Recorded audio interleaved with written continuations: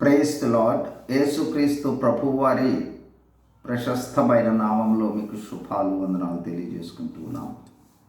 ప్రియ సహోదరి సహోదరులారా, మనము రెండవ రాకడను గురించిన అనేక విషయాలను ధ్యానించుకుంటూ వస్తూ ఉన్నాం. యేసు ప్రభువు రాకడ మొదటి దశలో అంటే మధ్య ఆకాశానికి వచ్చినప్పుడు మహిమా శరీరాలు ధరించుకొని మధ్య ఆకాశంలోనికి వెళ్ళిన తర్వాత ఈ లోకంలో మనం జీవించిన ప్రతి జీవితంలో చేసిన ప్రతి పనికి జీవితాన్ని బట్టి లెక్క అప్పజెప్పవలసి ఉంటుందని, అక్కడ మన జీవితానికి సంబంధించి దేవుడు మెప్పు, బహుమానాలు, ఆధిక్యతలు ఉండటం జరుగుతుందని జ్ఞాపకం చేసుకున్నాం. 7 సంవత్సరాల ముగింపు కాలంలో గొర్రెపిల్ల వివాహ ఉత్సవము జరుగుతుంది అనే విషయాన్ని కూడా గత వీడియోలో చూసాం. ఈ గొర్రెపిల్ల వివాహ ఉత్సవం అనేది ప్రకటన గ్రంథము 19వ అధ్యాయంలో మొదటి 10 వచనాలలో మనం చూసాం.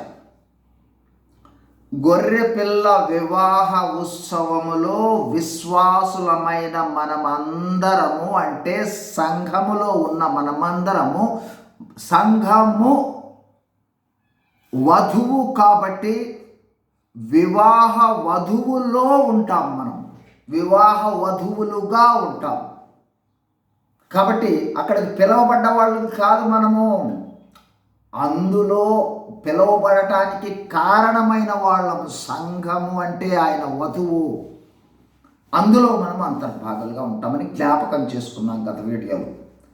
ఇక తర్వాత 11వ వచనం నుండి ఈ ప్రకటన 19వ అధ్యాయం 11వ వచనం నుండి యేసు ప్రభువు రాకడలో రెండవ దశను తెలియజేస్తుంది. మధ్య ఆకాశానికి వచ్చుట వరకు మొదటి దశ, అక్కడ 7 ఏండ్ల కాలం అయిన తర్వాత అక్కడ నుండి భూమి మీదకు వస్తాడు. ఆ దశ రెండవ దశ.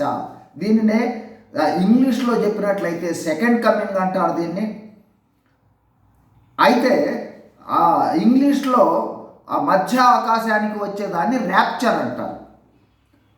అయితే తెలుగులో మనము రెండింటిని రెండవ రాకడే అంటాం, కానీ రెండవ రాకడలో మొదటి దశ మధ్య ఆకాశానికి, రెండవ దశ భూమి మీదకి. ఇది మనము స్పష్టంగా గుర్తించాలి. సరే, ఈ సమయంలో ఇక మధ్య ఆకాశం నుండి యేసుక్రీస్తు ప్రభువు తన సంఘాన్ని వెంట పెట్టుకొని ఈ లోకంలోనికి వచ్చే విషయాన్ని మనకు ప్రాముఖ్యంగా 2 చోట్ల మనం చూడవచ్చు.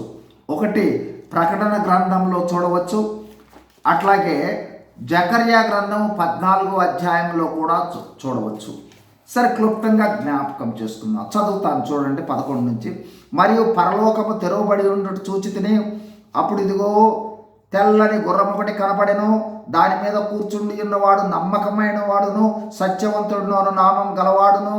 ఆయన నీతిని బట్టి విమర్శ చేయొచ్చు, యుద్ధము జరిగించుచున్నాడు. ఆయనే యేసుక్రీస్తు ప్రభువు పరలోకం నుండి దిగి వస్తా ఉన్నాడు అనమాట. చూడండి, ఇప్పుడు ఆయన నేత్రములు అగ్నిజ్వాల వంటివి, ఆయన శిరస్సు మీద అనేక కిరీటములుండెను. వ్రాయబడిన ఒక నామము ఆయనకు కలదు, అది ఆయనకే కానీ మరి ఎవనికి తెలియదు. రక్తములో ముంచబడిన వస్త్రము ఆయన ధరించుకొని ఉండెను. మరియు దేవుని వాక్యమును నామము ఆయనకు పెట్టుబడి ఉండెను. దేవుని వాక్యమును నామం కలిగిన వాడు యేసుక్రీస్తు ప్రభువే. చూడండి, పెట్టబడి ఉండెను. పరలోకముందున్న సేనలు తెల్లని నారబట్టలు ధరించుకొని తెల్లని గుర్రములెక్కి ఆయనను వెంబడించుచుండిరి. ఈ సేనలోనే మనం ఉన్నాం అన్నమాట. ఒకానొక సమయంలో మధ్య ఆకాశంలో నుండి మనము తెల్లని గుర్రములు ఎక్కి తెల్లని నారబట్టలు ధరించుకొని ఆయనతో పాటు భూమి మీదకు దిగి వచ్చే సందర్భాన్ని ఇక్కడ చూపించడం జరిగింది.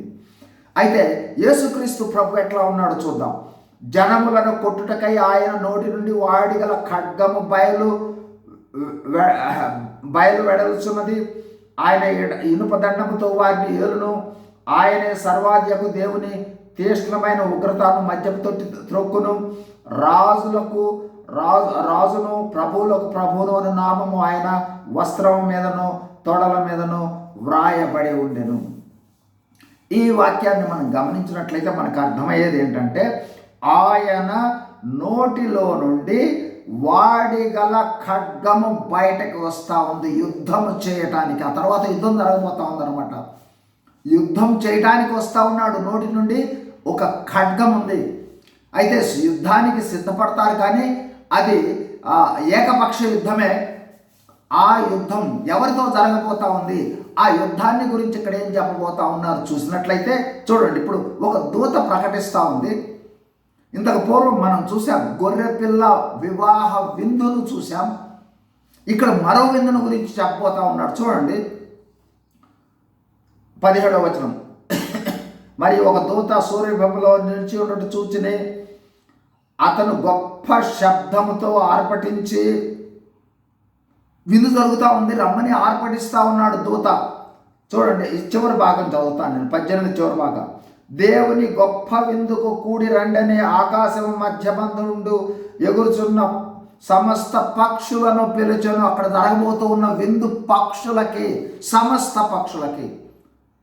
వాళ్లకు వడ్డించబోయేది ఎవరు, ఏమి వడ్డించబోతా ఉన్నారు, లేదా పక్షులకు ఏమి దొరుకుతుంది అనే విషయాన్ని ఇక్కడ చాలా స్పష్టంగా, అంటే ఆ జరగబోయే యుద్ధములో మరణించిన వాళ్ళు ఉన్నారు, వారి కోసం పిలుస్తూ ఉన్నారు అనమాట, ఆ విందు కోసం. చూడండి ఎవరు వాళ్ళంటే ఇప్పుడు చూద్దాం.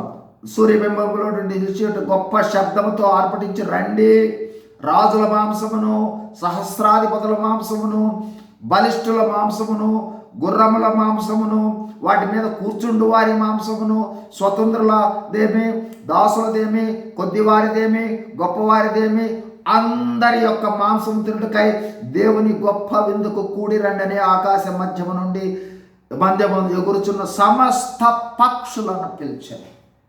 యేసు ప్రభువు మధ్య ఆకాశం నుండి దిగి వచ్చిన తర్వాత ఈ భూమి మీద గొప్ప యుద్ధం జరగబోతా ఉంది.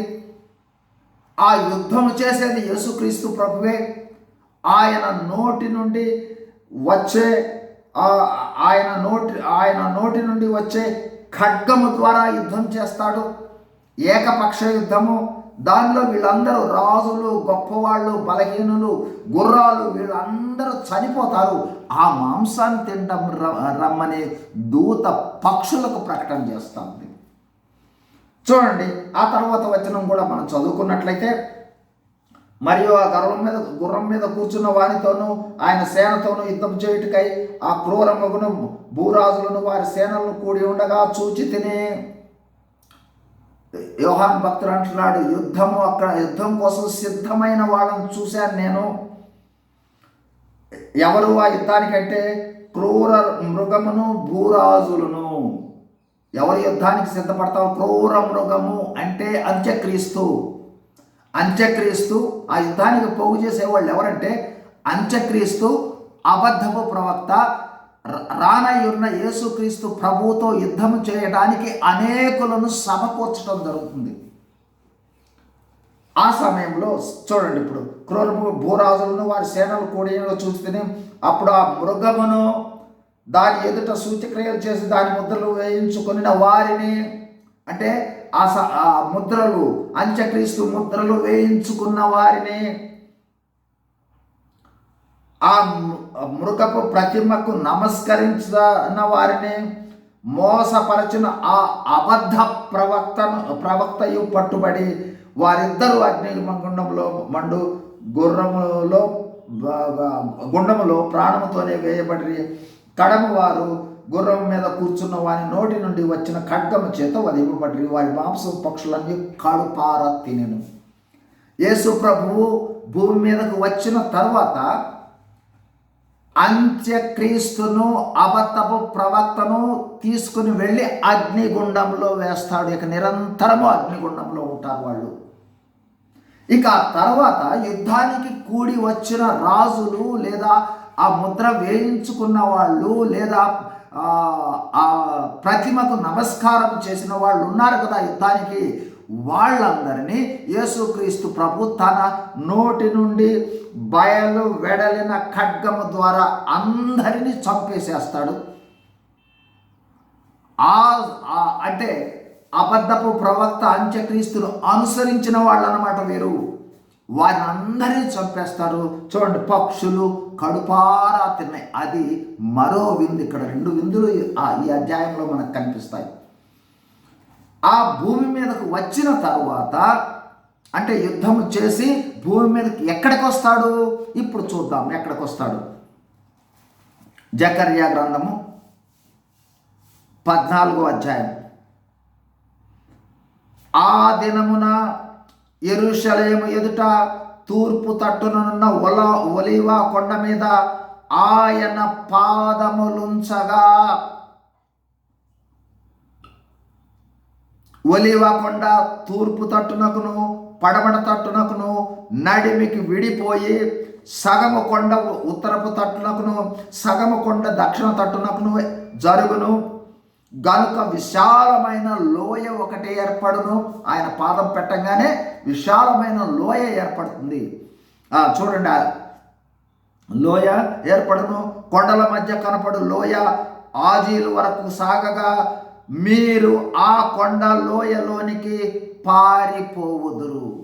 కాబట్టి యేసుక్రీస్తు ప్రభువును విశ్వసించిన వాళ్ళు ఎవరున్నారో వారందరూ కూడా ఇక్కడ ఏర్పడిన ఒలీవ కొండ దగ్గర ఏర్పడిన ఈ లోయ అనగా యేసుక్రీస్తు ప్రభు వారు పాదం పెట్టగా విడిపోయిన ఆ లోయలోనికి వెళ్ళి భద్రపరచబడతారు. మిగతా వాళ్ళతోనేమో యుద్ధం జరుగుతుంది. ఆ తరువాత చూడండి, ఇప్పుడు 9వ వచనం దగ్గరికి వద్దాం. యెహోవా సర్వలోకమునకు రాజయుండును. ఆ దినమున యెహోవా ఒక్కడే అనియు ఆయనకు పేరు ఒక్కటే అనియు తెలియబడును. కాబట్టి 1000 ఏండ్ల పరిపాలన ప్రారంభమవుతుంది. సర్వలోకానికి ఒక్కరే రాజు, సర్వలోకానికి ఒక్కరే దేవుడు, ఆ త్రిత్వమైన దేవుడు. కాబట్టి ఆ విధంగా భూలోకము మీద 1000 ఏండ్ల పరిపాలన ప్రారంభమవుతుంది. ఇప్పుడు చూశాం కదా, ఎవరెవరు అగ్నిగుండంలోనికి వెళ్ళారు? అంత్యక్రీస్తు, అబద్ధపు ప్రవక్త. వీళ్ళిద్దరి నాయకుడు ఉన్నాడు ఇంకొకడు. ఎవరు? దీన్నే ఘట సర్పము లేదా సాతానుడు అంటారు. ఈ 1000 ఏండ్ల పరిపాలనకు ముందు జరిగే మరొక విషయం ఏంటంటే, చూడండి ఇప్పుడు 20వ అధ్యాయం, ప్రకటన 20వ అధ్యాయం దగ్గరకు వద్దాం. ప్రకటన గ్రంథము 20వ అధ్యాయం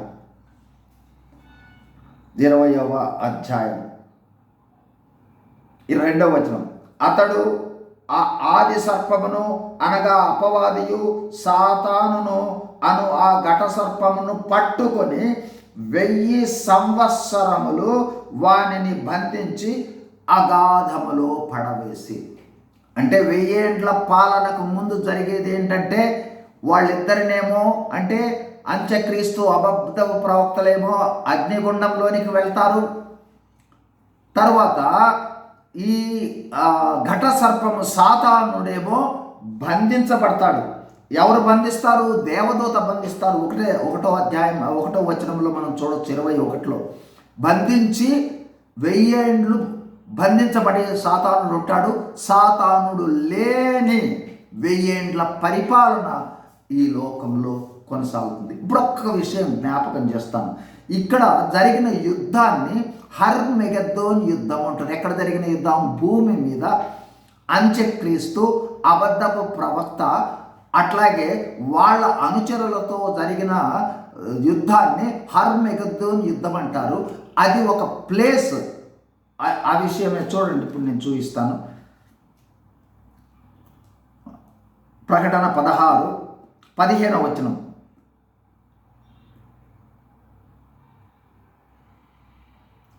పద్నాలుగు 15 చదువుతున్నాను. అవి సూచనలు చేయనట్టు దెయ్యముల ఆత్మలే, అవి సర్వాధికారి అయిన దేవుని మహాదినము జరుగు యుద్ధమునకు లోకమంతటా ఉన్న రాజులను పోగు చేయవలనని వారి యొద్దకు బయలు వెళ్ళి హెబ్రీ భాషలో హర్మెగెద్దోను చోటికి వారిని పోగు చేశాను. అంటే ఇంతకు ముందే ఆ మాట చెప్పు ఉండాల్సింది, అయినా సరే జ్ఞాపకం. అంటే యేసుక్రీస్తు ప్రభువు అంత్యక్రీస్తు, అబద్ధ ప్రవక్త, వారి అనుచరులు, వారికి సంబంధించిన రాజులు, వాళ్ళతో జరిగించే యుద్ధము హర్మెగద్దోన్ అనే ప్రదేశంలో జరుగుతుంది. అక్కడ అక్కడ భూరాజులు అందరూ చనిపోతారు. ఈ అబద్ధపు ప్రవక్త అంత్యక్రీస్తు మాత్రం అగ్నిగుండంలో వేయబడతారు. ఆ తరువాత ఘట సర్పము లేదా సాతానుడు 1000 ఏళ్ళు బంధించబడతాడు. ఆ తర్వాత 1000 ఏండ్ల పరిపాలన కొనసాగుతుంది. నెక్స్ట్ వీడియోలో 1000 ఏండ్ల పరిపాలన గురించి ధ్యానించుకుందాం, ప్రార్థన చేసుకుందాం. పరిశుద్ధుడైన మా ప్రియ పరలోక తండ్రి, రెండవ రాకడ రెండవ దశలో ప్రభువా మీరు ఏ విధంగా వస్తారు అనే కొన్ని సంఘటనలను జ్ఞాపకం చేసుకోవడానికి మీరు చూపిన కృపను బట్టి మీకు స్తోత్రాలు దేవా. ఈ సమయంలో చేరి వచ్చిన ప్రతి ఒక్కరిని జ్ఞాపకం చేసుకుని మీ దయగలిగిన హస్తాలను చాపి వారిని భద్రపరచమని వేడుకుంటా ఉన్నాం. రాకడ కొరకు మమ్మల్ని సిద్ధపరచమని వేడుకుంటూ యేసు ప్రభు వారి నామంలోనే ప్రార్థిస్తూ ఉన్నాము తండ్రి. Amen. Praise the Lord. God bless you.